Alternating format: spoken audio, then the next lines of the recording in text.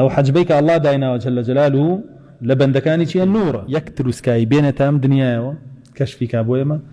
أفرميه هتا بناي الله جل جلاله بربكاي سوتين الله جل جلاله ريقري دانا وهيج مخلوقنا توانا ببين لدنيا رسول الله صلى الله عليه وسلم لا إسراء معراجة قالت السدرة المنتهى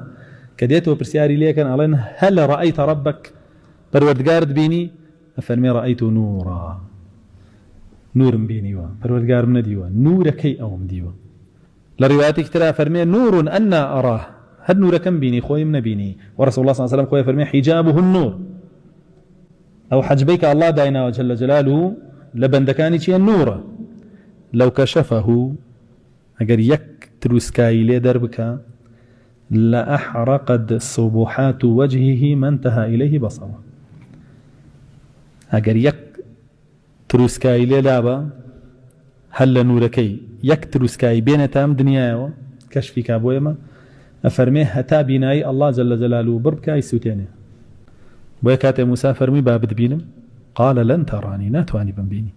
ولكن انظر إلى الجبل فإن استقر مكانه فسوف تراني بلام سي أوكي وكا قال لجي خوي واستأم بيني تجلي نوركي بوكر بوب خلص موساش بورايا بغمري خوي بخوش يستي خوي بويا لا تدركه الأبصار في الدنيا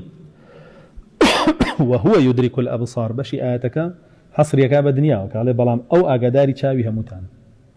ماشا بلام لقيامة أيبينين يانا باس يكالي الآخر ولقيامة أيبينين وجوه يومئذ ناظرة إلى ربها ناظرة ده مشاوانك لروج قيامتها تماشاكا تماشاكا پروردگاری خويا بلام آواش دركي پروردگار ناكين أيبينين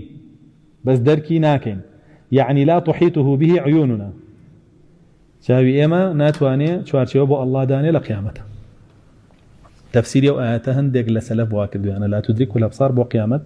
يعني لا تحيطه أبصارنا يوم القيامة إمامي أجر إلى شريعه هنا بيدي